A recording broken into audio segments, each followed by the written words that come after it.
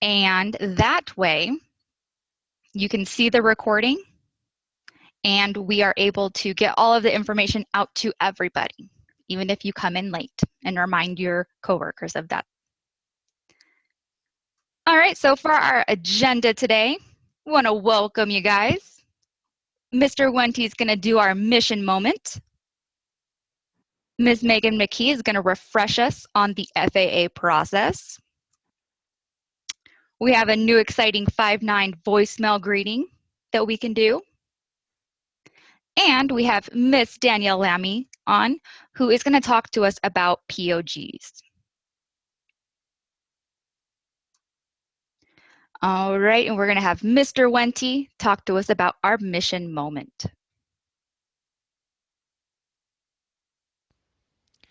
And we're going to take just a few moments to talk through our mission moment as part of our All AC biweekly call.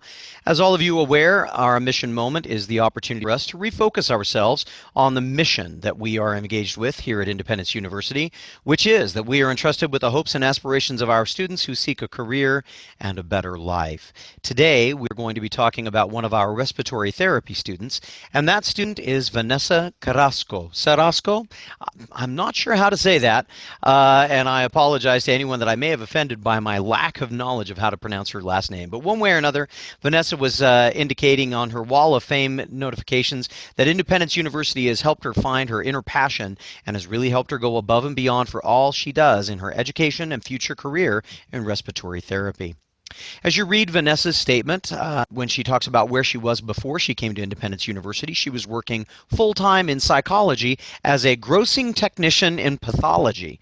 And she says right there, the job is, as it sounds, gross, which made me chuckle. I'm sure it made her chuckle a little bit when she wrote it too. She said that she always knew that she wanted to stay in the healthcare industry and that she wanted to help others have a better life, but she wasn't really sure where she wanted to go. That was when she found Independence University and the program for respiratory therapy. Vanessa says that as she looks at what we do here at Independence University and specifically within the program, that she found exactly what she was looking for. Something that would give her a career that she could work toward, and something that would also give her the kind of framework that she could work in her own time, continuing to work full-time in the job that she had, but be able to start positioning herself to have a new career. She says the advice that she would give is to continue working hard, that there is always a light at the end of the tunnel. She's an enthusiastic supporter of what we do here at Independence University, of the instruction that she received, and of our mission. And if you have more things that you would like to read about her, you would like to read her story in more detail, you can certainly go to the Wall of Fame in Shark and find her there. As I've indicated right now, she's toward the bottom of the list of respiratory therapy students, but she is not alone among them. There are quite a few. If you'd like to get more information about Vanessa's story, I would suggest that you go directly to the Wall of Fame on Shark and look it up yourself. Have a magnificent day, and I'll talk to you soon. Fantastic. That Wall of Fame on Shark has lots of students on there that you guys can go and read their stories and read some inspirational things from them. Might be good to use too if you're talking to a new student that, you know, there are lots of success stories here, and we love to share those because they are why we do what we do. Now, without further ado, we're going to be having some refresh on the FAA process with Miss Megan McKee.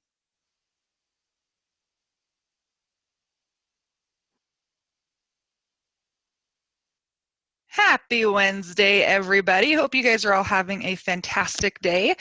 We just wanted to quickly go over the process, I guess, of rescheduling financial aid appointments. So let's go ahead and talk a little bit about this. So I want to ask you guys, again, put it in the chat room, not in the Q&A. When would you guys need to maybe reschedule an FAA? What would be the reason for that? Again, in the chat room, let's not bog down the Q&A. Missed appointment, right? No show, missed their first appointment. Absolutely, right? So those would really be your only two reasons of really why you would be rescheduling a financial aid appointment. And we just wanted to kind of review the process of what happens when you need to reschedule those appointments. So if you have a student that was originally supposed to show up and have their financial aid appointment, let's say today, then, and if they miss their financial aid appointment for some reason or another, whether they just no-showed or they called and had to reschedule, the financial aid appointment, remember, needs to be scheduled with the original financial planner. Okay, so if your financial aid appointment was scheduled with, let's say, Allison from Salt Lake City, then if your student doesn't show up for that financial aid appointment, you need to be reaching back out to Allison to make sure that we're trying to get it scheduled back on her calendar. Okay, we do see some of instances where we're requesting them in the FA Skype room or trying to get them with any other planner. But when the appointment is originally scheduled, if that student no-shows, we need to make sure that it goes back to the original planner that they were scheduled with to be able to give them the opportunity to continue with that appointment. Now, for 72 hours, the planner will be reaching out to the student, trying to get them rescheduled on their books. And then after 72 hours, then, again, you'll need to be trying to keep in contact as well, getting them rescheduled. And if you, as the AC, get the student on the phone and are trying to reschedule that financial aid appointment, that's when you need to reach out to that financial planner. If the student has a specific time that they are needing to do their financial aid appointment, if the planner does not have that exact time that the student is needing, at that point, you will then reach out to the ADOFP of that planner, and then they will try to get it scheduled with somebody on their team. Now, again, you will still be, requesting your FAAs through the juniors. They'll be scheduling the appointment. Once that appointment is scheduled, and that's the planner that it's scheduled with, it stays with that original planner. So we just kind of wanted to review that with you guys, make sure that everybody was on the same page. I kind of went around and asked some different ACs what the process was for them, and believe it or not, I had about 5 different responses to how they reschedule financial aid appointments. So we just want to make sure that everybody's on the same page. If you need to reschedule your financial aid appointment, it needs to go through the financial planner that it was originally booked with. If they are not available for the exact time that's needed, then you reach out to the ADOFP. These reschedules of FAAs should not be going into the FA Skype room. Kathy asked, so do we go back to the junior FP to get the FP scheduled or directly to the FP? Great question, Kathy. You will be going directly to that financial planner. So whether you're Skyping them, whether you email them, you can try to call them, but you need to go back to the original, directly to that planner. Christine asked, can we schedule it with the junior with the same planner? No, you'll want to go through that same planner because they'll be able to work and see what they can do. Maybe if there's something they can, move around that they would be able to have a little bit more leeway on. Saul asked, do we reach out to the ADOFP if the original FP is on vacation? Absolutely, yep. If the FP is not available, you will reach out to the ADOFP, and then they will be able to either get it scheduled if it works for them with that planner, if not with somebody on their team. So we just wanted to review that with you guys, make sure that everybody was understanding that process. And then one more thing, but wait, there's more. We're not quite done yet. We wanted to also mention that we have heard some instances where there have been some ACs that have been staying on the phone when the conference is supposed to be complete. So I want to ask you guys, why would that maybe not be such a great idea? Why would we maybe not want to the AC stay on the phone with the junior and the student at the same time once the transfer is supposed to be complete? Financial info can hear personal, not supposed to. We need to be ready for new calls. Yep, you can be taking other calls, absolutely. IU admission 6, right? Compliance reasons, you guys, that's one of the biggest ones. And unfortunately, we know that it's happening because as we're listening to calls, we hear it. And I'll give you guys some examples of this. There was a call that was done and the junior, after the AC was supposed to be off the phone and leave the conference, the junior planner was in the middle of talking to the student and they were talking about the loan history about 10 minutes into it. And actually, the AC butted into the call with the student and the junior, letting them know that the loan history was clear. Again, probably not the best idea. You guys aren't supposed to be on the phone. Another example is when the junior and student are working together and they, the AC will Skype them in the middle of their call that's not, asking about something they're talking about at that exact time. Another indication that the AC is on the phone. And another one is when, of course, we all make the mistake that when the conference is done, what are we supposed to hit? When you guys are supposed to be done with the conference, what do you hit? Leave, right? Leave, exactly. I love to see that. However, about 10, 15 minutes into the call, people will accidentally hit hang up, and then it disconnects the call from everybody. So those are just some examples of how we are, how we're aware that it's happening. But you guys, we need to remember, we cannot have this happening. You guys cannot be on the phone for any reason once that junior starts their call with the financial aid process. It is against compliance, and we can be in huge trouble. So please make sure that you are not one of the ones staying on the call. And really, that's all we had to say. So, well, for financial aid, I should say. There's plenty more that Cora has to go over. Let's see, IU Kara says, so if that does happen, are the juniors supposed to call the student back? They will definitely try to call them back and reach out to them, but they're not going to continue reaching out, throughout the whole time until they get them back on the phone. They'll send you an email letting you know what's going on. All right, and Candace, yes, we'll look into, what the process is. All right, guys, enjoy.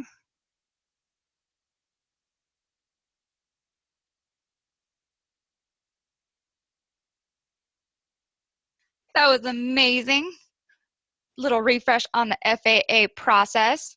Now up next, we have something very exciting that I know everybody's been asking for and wanting to happen.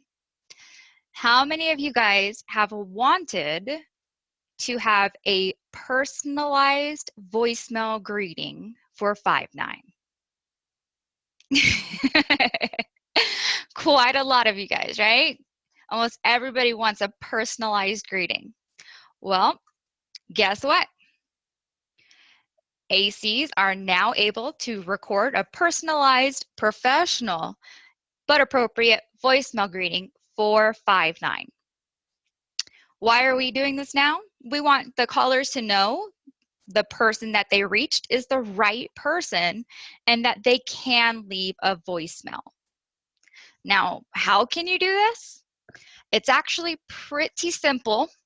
I think when it first launched, I didn't have too much instruction, and it took me less than 2 minutes.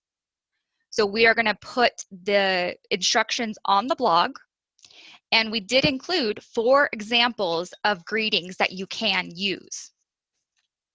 So you can insert your name into the greetings and your extension and everything. But let's say you're not too happy with the examples that we provide. Well, guess what? As long as it's personalized, professional, and appropriate, you can make it your own. You can actually record multiple times until it's perfect before you upload it.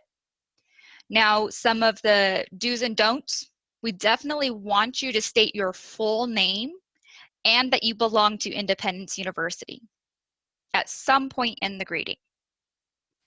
We want you guys to greet the callers, whether it's thank you for calling, today's a great day at Independence. We want you guys to sound upbeat, ask them to leave their information, whether you say please leave a message or leave your name and phone number, whatever works. We want you guys to enunciate, keep it short, and let them know that you will call them back, not that you will try to call them back. Now, some of the don'ts.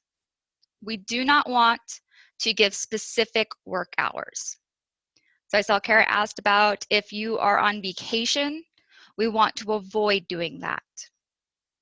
But in that instance, you may want to get with your ADOA about if there is any adjustments that would be appropriate. We don't want you guys to use any slang. We don't want you guys to sound sleepy or low energy or depressed. We don't want you guys to mumble, to rush or speak too fast. And it definitely doesn't need to be a speech. And, as long as we are following all of these do's and don'ts that have been put out by management, then you guys are good to go to personalize it. Very exciting. So again, we will have the instructions up on the blog with 4 examples that you guys can utilize, or as long as you're meeting all of the other criteria, you can make your own. Questions?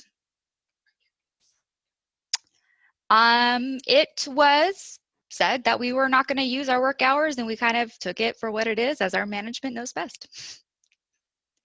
There is not an out of office option. The voicemail will not, do you mean, so it will not be monitored, but we will listen to make sure that it is good. Miss Kathy, that's a great point. I don't know why anybody would be sleepy at this awesome job. Miss Christine, I would say take that up with your ADOA.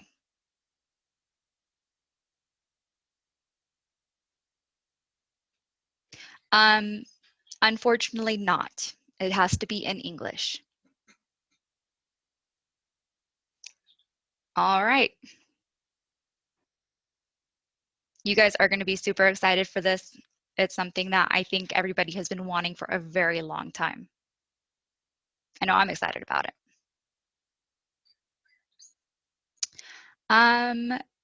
Matt, that's a great question. I don't believe that you are required, although it is highly advised. Now that may adjust, but we will put it out if it is going to be required pretty soon. No problem. Don't forget to check the blog for that. All right. Now, last but not least, we have Ms. Danielle Lammy on the phone, and she is here to talk to us about proofs of graduation. Miss Danielle, are you there? Hi, everybody. Yeah, can you hear me? Yes, ma'am. All right. I apologize. I don't have a DJ voice like Todd. So there's a little humor in this presentation, so hopefully it's not a complete snooze fest for you guys. I just want to talk about proof of graduation with everybody. Everybody, you all see a lot of these different things come across your desk, and I know the first thing that everybody wants is a list, but what I want to try and help you do today is understand why we gather the proof of graduation and what some of the basic requirements are, and then you can utilize all your common sense to kind of decide and kind of put 2 and 2 together and make sure that you have solid documentation to start with. So we call them POG. It just stands for proof of graduation. Most folks think of high school as proof of graduation, but there are lots of alternative types of certifications that folks come in with that are high school equivalencies, and we're going to talk about the different kinds that we accept and the ones that we don't accept. So if you want to go ahead to the next slide, Cora. How do we get our POGs? You get them from the student. Sometimes they bring them to you directly through email. Sometimes they can be, you have to do electronic requests to their high schools. There's all kinds of different ways that they come through the system, and we try and allow all those different methods of collection to make your job as easy as possible in getting that proof of graduation. But this is the most underscore, italics, bold, 24-point font. This is the most important piece of paper other than the enrollment agreement that an honored guest must have. They absolutely cannot, under any circumstances, start school, meaning attend an hour of class, not even one, unless that enrollment agreement has been signed and the enrollment agreement being signed by the campus director or the executive director in this case, is their signature means that they have reviewed, or someone in their employ has reviewed that proof of graduation and acknowledged it. So this piece of paper is the key to everything. Do not pass go, do not collect $200 if you don't have their proof of graduation. Next slide.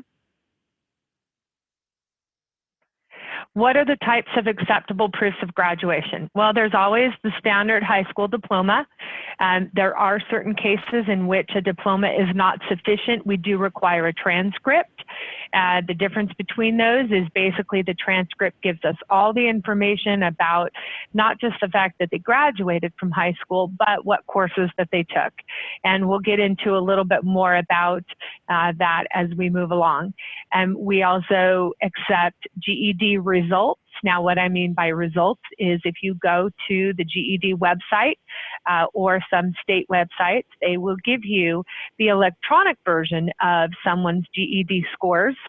There are individual scores for each of the sub areas in the GED, and then there's a final overall score, and of course notification of whether they passed those scores or they passed the GED or not. We will take the results from the website. We will also take the GED completion certificate, as long as it says that they completed the GED and they passed it. Just saying that they've completed a prep course like the one that we offer here at Center for Excellence is not sufficient. And just saying that they've completed the GED doesn't necessarily mean that they've passed. So that GED certificate must say that they have completed and passed, or that they've passed the GED successfully, or language, something similar to that. If you have any doubts about that and you're about to take it, please send me an email. I'd be happy to look at it and tell you right off the bat how I feel about it. The other two types of equivalency exams that we're finding very common now and that we do accept are called the TASC and the HiSET. Here in Utah, they don't necessarily use these a great deal, but they do use them back east. So depending on what state your honored guests come from, they may have one of these completion certificates instead of a GED. And they are just like the GED. They have the exact same standards as far as what types of exams they have, English and composition and things like that. So you can research them out on their websites. They each have their own website that you can find out more information about them. You can also find out which states are giving them out and what the passing scores are. But we will also accept those completion certificates as well. In very few limited cases, it is possible that we will accept the government form DD-214, and that's your discharge paperwork that you get when you leave the military. The catalog says that if all methods of trying to obtain proof of high school graduation have been exhausted, that doesn't mean this person's going to start in 3 days and I know it's going to take me a week to get their diploma, so I'm just going to use their DD-214 instead. That's not exhaustive efforts. That means this person served in the military and you know that they have the DD-214, and when you went to try and get their high school diploma, you found out that their high school was washed away in Hurricane Andrew, and the district that the high school was in was destroyed during a flood, and they have no paperwork. We're talking exhaustive, like somebody is from a war-torn country. We're not talking about, you know, I don't feel like going the extra mile as far as the student is concerned. I know you guys will go the extra mile, but we cannot use that unless we have documented in CampusView, in the contact manager, all of the efforts that we've taken to get that proof of graduation. And it needs to be a decent period of time. I know you guys want a specific period of time, but I can't give you one. The language was written purposely to be vague, to give us the opportunity to help as many people as possible, and sort of, have the latitude that we need to help you be effective. So we're not going to say, well, if you've tried for 3 months, now you can magically allow this. That's just not how the catalog was written. But in certain cases, if you've tried everything and you've documented that you've tried everything and you know that the person has a DD-214, and here's the most important part, that DD-214, there are various forms of that form out in the world, and depending on when they discharge from the military will depend on if the box is on the DD-214 that you need to have. But if the high school education box on the DD-214, and I'm going to show it to you in a little while, if that is not present, all bets are off. DD-214 cannot be used under any circumstances whatsoever, even if that person is from a war-torn country. The box has to be present on the DD-214 that I'm going to show you later, and all of those exhaustive efforts need to be documented into Campus View and the contact manager. So there are certain circumstances in which the DD-214 can be used, but it's not a real common practice. And then lastly, for those of you that admit folks into the graduate programs, we do accept a bachelor's degree transcript as proof of their enrollment. And the question that I always get is, well, if we accept a bachelor's degree for graduate programs, why can't we accept an associate's degree from a community college or someplace like that as proof of graduation from high school? And the answer is that most community colleges don't actually make you graduate from high school before you start an associate's program.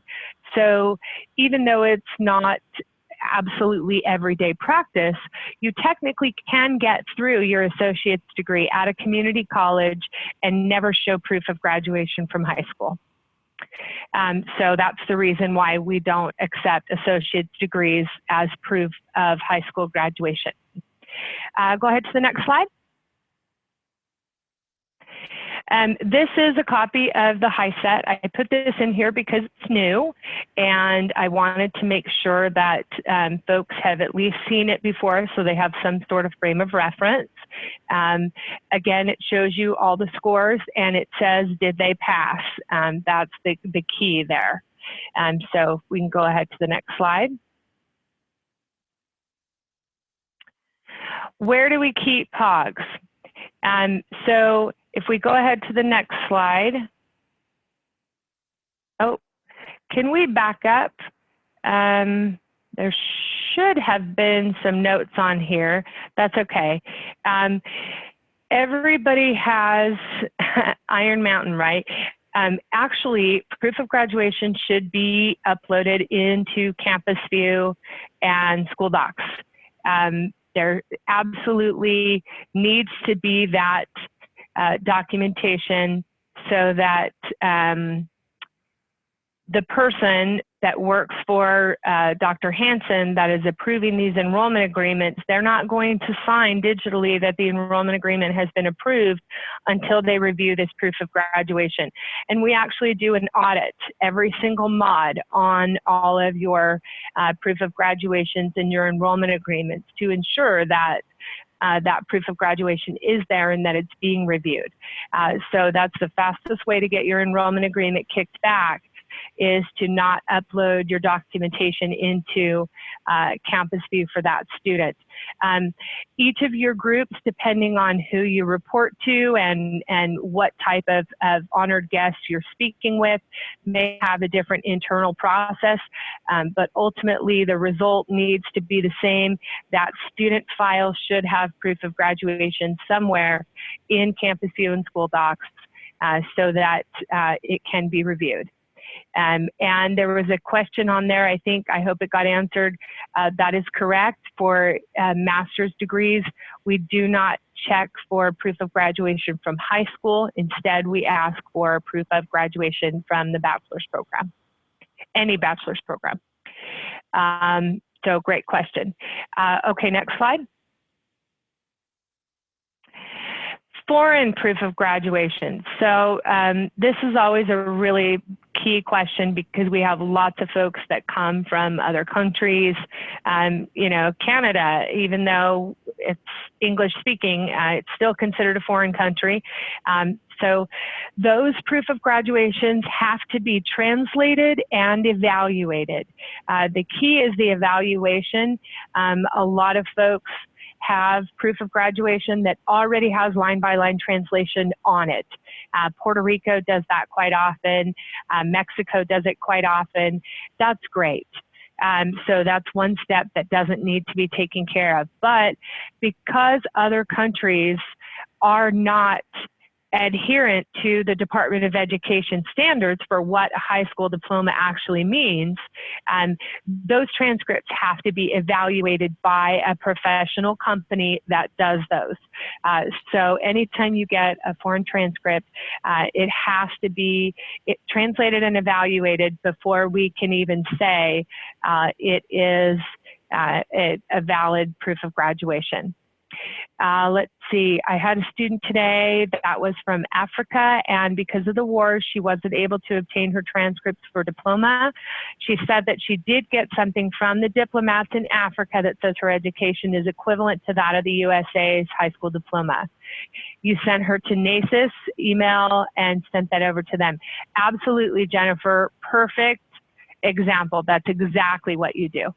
So excellent job, and yes, that's absolutely the right thing to do. Translation and evaluation is always key in providing that these folks are successful. A lot of countries use words interchangeably that mean different things to us. And so when you talk to somebody from the UK and they say they went to college, they actually are referring to high school, because what we consider college, they call university. So you can't even use the same words and assume that everybody means the same thing, even if they are English speaking. So that's always a big key. Let's answer a couple questions. A student that graduated in West Africa was able to look up the school on Google with contact info. Would we not reach out to them for proof of graduation? You can absolutely reach out to them, but if the proof of graduation is coming from outside the United States or its territories, then it still would need to be evaluated by a company like NACIS to make sure that it is academically equivalent. Great question. If a student graduated from high school in Puerto Rico, diploma or transcript is in Spanish, do we accept it if they get a translation in English from their high school, or do they still have to go through NACIS? Fortunately, it does need to be translated so that we can see the words high school equivalency, but Puerto Rico is considered one of our territories, so it does not have to be evaluated because they're part of the U.S. Their standards for high school diploma are the same as ours, but the translation still needs to be there, so that's a great question. The thing is, unless they're permanent residents or have green cards, they cannot attend an online school according to SEVIS, correct? Do we send them to Stevens-Henager in that case? I am not up on the rules of SEVIS. I apologize, that's not one of my areas of expertise, but I'm not sure of the answer to that. I'm more than happy to research it if you guys would like to find that out, but I couldn't tell you what the requirements are for out of country folks that are not permanent residents or have green cards. And Ms. Danielle, can I add something to that? Absolutely. Just because they have a high school diploma or a GED from out of the country doesn't necessarily mean that they're not a permanent resident or a citizen. They could have become a citizen within the past couple of years, but they got their high school diploma more than before they became a citizen here. So it is a factor, but it doesn't have to do with POGs alone. Yeah, no, there's lots of things going on. Cool. Sorry, Elizabeth, if I was confusing. You asked, we don't accept POG from U.S. territory anymore. No, that's not true. We do accept proof of graduation from U.S. territories. Absolutely. And Elizabeth, you also had a student from Samoa. We couldn't accept her high school diploma. I'm not sure why. If you'd like to send me what the diploma was, or maybe the email background around it, I might be able to tell you why we couldn't. But there's lots of other reasons that we don't accept proof of graduation, even once they've been translated and evaluated. If they're not equivalent, we won't accept them. Awesome. And thank you, Elizabeth. Okay, so let's go on to the next slide. Why do we audit POGs? Okay, next slide. Oh, bummer. Okay, see, I had a joke in there, and it was actually sort of funny. The answer to that was supposed to be because compliance has nothing better to do. That was compliance humor. Sorry, we're not really very funny. That's why we're good at our jobs. But that's not true. We do have lots of things to do. This is one of them, but this is one of the most enjoyable things that I have the opportunity to audit, because there's so many different things going on. But it's a rule from the Department of Ed. We tell the Department of Ed that in exchange for them allowing us to receive financial aid money, Title IV money for our students, we have to adhere to some basic guidelines. And one of those guidelines that they're very serious about is proof of graduation from high school. So that is why we audit these POGs, because we like to continue to get that financial aid money. So go ahead to the next slide. Do we accept all high school diplomas? No, we don't. There are some situations that we stay away from. Number one, the blacklist. Financial aid, specifically Ed Kraus and Sonia Martinez and Scott Schuler, for you guys, they keep a very good list of who's on the blacklist, who used to be on the blacklist, maybe they're not anymore.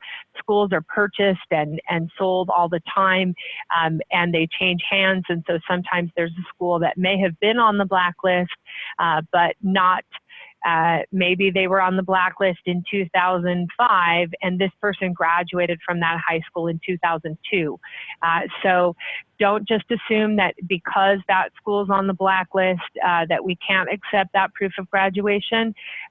There's lots of scenarios back and forth that we will talk over, and we will try and get all the documentation that we need to show that maybe that student graduated before they got on the blacklist, or maybe after they were taken off, or something like that. And other diplomas we don't accept are non-standard diplomas. Let me make sure I didn't skip any questions. Cora, can you look at the Q&A? I don't want to move on from this slide and keep talking if there's questions that, you want a copy of the current list. Sorry, again, I know you guys always want a list, but it would change literally every 5 minutes. So what happens is when you have a school that you're concerned about, that you can't verify on the web, generally folks call me and I say, yeah, I'm not feeling that. And I either reach out to Ed or I reach out to Scott, and they're the ones that determine if that school is on the blacklist. So I don't provide that list. Like I said, it would change every couple minutes. So that's something that we just kind of have to talk through with those individual scenarios. Ms. Danielle, looks like most of the questions were answered. And again, if when in doubt, you guys can ask your POG advisor or email saslc@independence.edu, and they'll definitely be able to help you out with either that, either if you think it's blacklisted or you can't verify it, you can always reach out to that team. So Tammy, you said that if the school is on the blacklist, if they're on the blacklist, that it sounds like you guys have a process where you review the blacklist, because it says if they're on the blacklist, we stop the interview. I'm referring to the piece where financial aid has, when they do their research to verify that the school is still currently able to provide valid transcripts and things like that. So I'm not quite understanding, I guess, what your question is or where in the process this is, because generally the interviews have already taken place by the time I'm looking at proofs of graduation and auditing them. So that's something you guys will have to kind of clear up internally as far as how you would stop the interview with POGs that you think are from the blacklist. Sorry, I wish I could help, but that's sort of, I'm after that process. So let's talk about non-standard diplomas and homeschools, and places like Stepping Stones in Florida, lots of adult education places. A lot of states are, what they're doing now is trying to provide a finishing point, a culmination for their students that are not necessarily receiving standard high school diplomas. Those folks that may be severely disabled and are still integrated into the high school, but were not able to take the standard tests that they need to pass their high school. So a lot of schools have several different tracks that students can follow, and they can be just on a completion track where they know that they're not going to be going to college. They just want to finish high school. And so they may be getting a quote unquote diploma, but it's issued as a non-standard diploma. That generally means to us that they didn't take the same classes and they didn't fulfill all the requirements for high school equivalency in their state. So does that mean we're not going to accept all non-standard diplomas? No, there are always specific situations that we need to review, but generally the transcript makes it very easy, and the diploma, because they will say that the person got a non-standard diploma or a special ed diploma or a supplemental diploma, something that just is different than the standard diploma every single time. Give me a call and let me know and ask the question, is this okay? Because a lot of states have, they have alternative diplomas, but they're equivalent, and some states don't. And so you have to go state by state and find out what their policy is and how they view non-standard diplomas. And then you have to be able to compare what their regulation is and their policy with what the document is that you have in front of you. And a lot of folks that I talk to, the minute that they see special ed on the transcript, they assume that that person got a non-standard diploma. That's not the case. If any of you like classic cars, all Shelbys are fastbacks, but not all fastbacks are Shelbys. What that means is that most folks that take special ed classes will probably get standard diplomas, even though they're in special ed. They might only need special ed for math or for reading, and they just get a little bit of help. Now, does that mean that they're not going to get a standard diploma? No, that's absolutely not true. So we always have to kind of look at the whole and not just the single parts. And there are lots of folks that do take a ton of special ed classes and they get non-standard diplomas. And those are the folks that we have to kind of understand what the non-standard diploma, why it was issued, and what the rules are in the state. So again, you know, just because they're in special ed doesn't mean that they're going to get a special ed diploma. But if they get a special ed diploma, it probably may not be equivalent. So we need to have a chat about that. And the other question is about homeschool. Again, that's a state-by-state, case-by-case situation. Many states have very, very lax homeschool laws as far as the transcript and the diploma. Texas, for example, as long as the homeschool, their parents of the homeschooler, as long as they testify in writing to the state that they've achieved all of the standards that the state set out, they can print their own diploma. They can print their own transcript.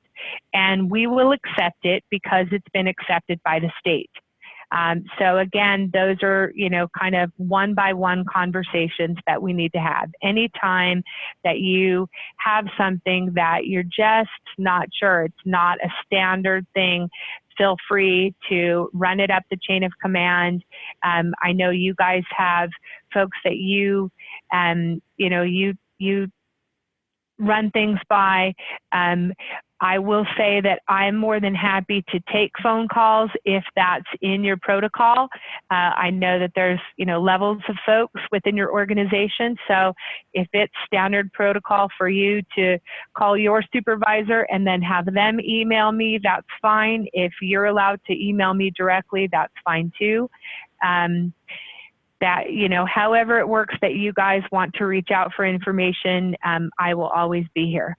And then, of course, we talk about missing signatures, but that's pretty self-evident. If something is missing on the diploma, if there's no seal, if it looks funny, it probably is funny. If it looks like somebody's name has been cut and pasted over somebody else's name and you can see a faint little line from the copy, your instincts are probably good, so you should ask more questions. Question from Kara, should we be asking for high school transcripts with a special ed proof of graduation?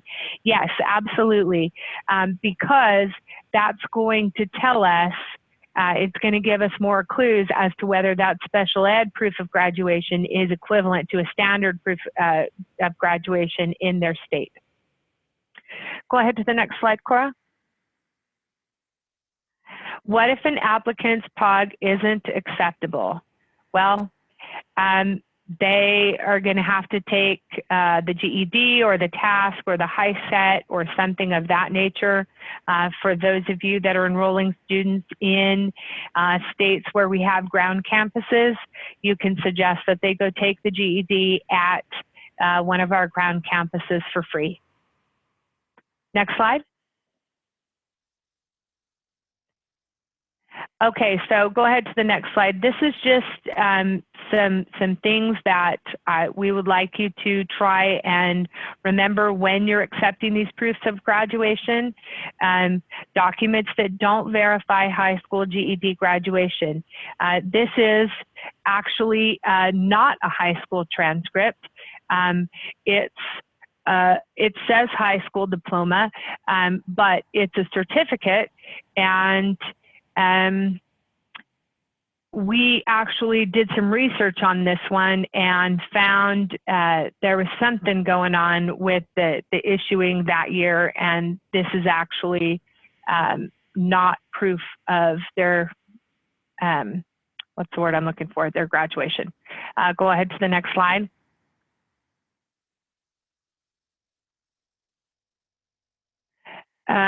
Missing information. So you can't read the school name on this. I just cannot tell you how many times. I know they try really hard, your honored guests try really hard to get a really clear picture of this stuff when they send it to you, but it's absolutely imperative that we be able to read all of the key information when we look at these and audit them. So go ahead to the next slide. Even if you have to take 2 or 3 pictures so you can get the whole thing in close up, I would much rather have that than have, you know, the super small, I have to blow it up to inconceivable percentages to try and read it, because then it gets fuzzy. This one, the glare, obviously from the camera flash, we can't read what date they were, they actually graduated on. And it's, you know, some of the information is not visible. So make sure if they do take a photo that it includes the entire graduation date, and nothing gets cut off from the edges as well. Go ahead to the next slide. Obviously, this is a little too dark to read. We figured it out, but if there was any reason to try and if this got selected for verification, it would most likely get kicked back, because you cannot see what day in June they actually graduated on. Go ahead to the next slide. This is a really good one. This transcript was submitted for somebody named Nichelle Richard, but it's actually for Nichelle Johnson. And you may assume, well, it's a last, maiden name, married name thing, but the Social Security number didn't even match. So be sure that you're submitting paperwork for the right person. Go ahead to the next slide. This certificate doesn't have a seal or original signatures, and it doesn't even actually look like an official diploma.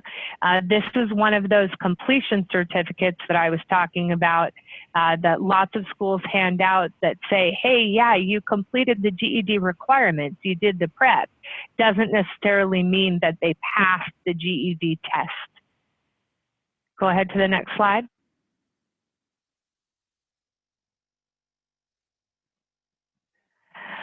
This is a special education diploma. This is those alternative things that we were just talking about with non-standard diploma. So there are some times when we're going to look at this and we're going to find out that the special ed diploma is equivalent to a standard diploma in that state. There are other times when it's not going to be the case. So just always double check to be sure.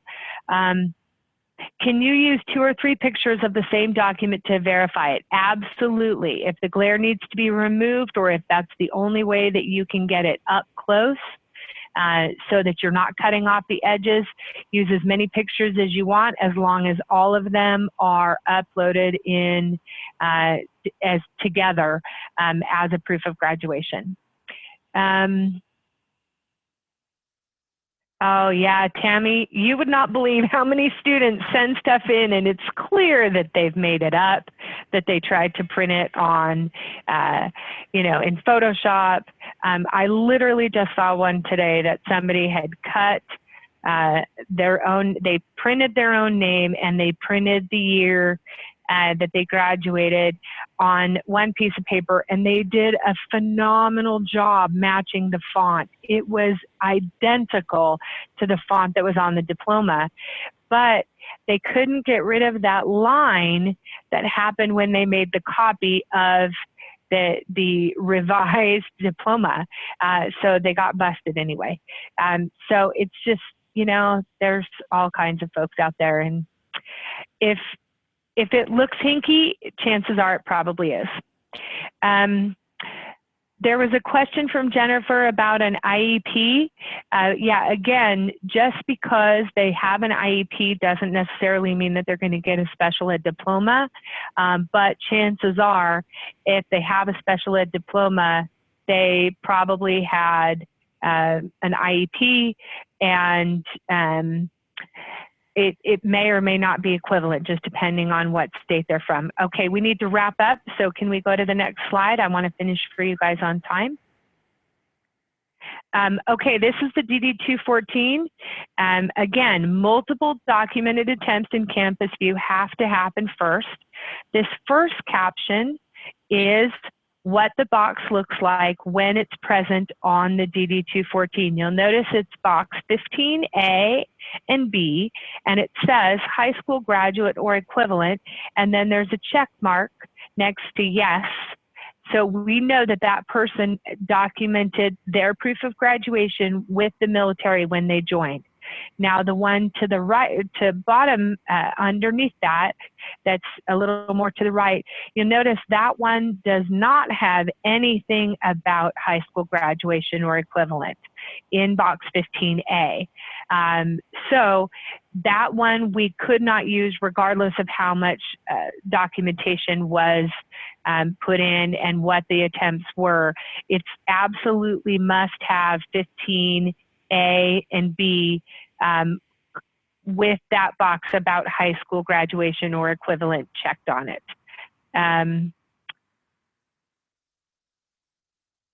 Okay, I think that's the last one, Cora. Yep. Okay, good.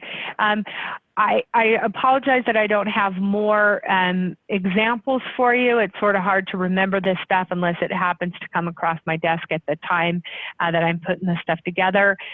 But again, if it's part of your process, whoever you reach out to, have them reach out to me. I would much rather you guys ask the same question 75 times a day than do it one time wrong and then have us have to tell you, I'm sorry, you have to false start this student, or even worse, it's a mod later and, you know, for whatever reason, the audit shows that that's not a valid proof of graduation.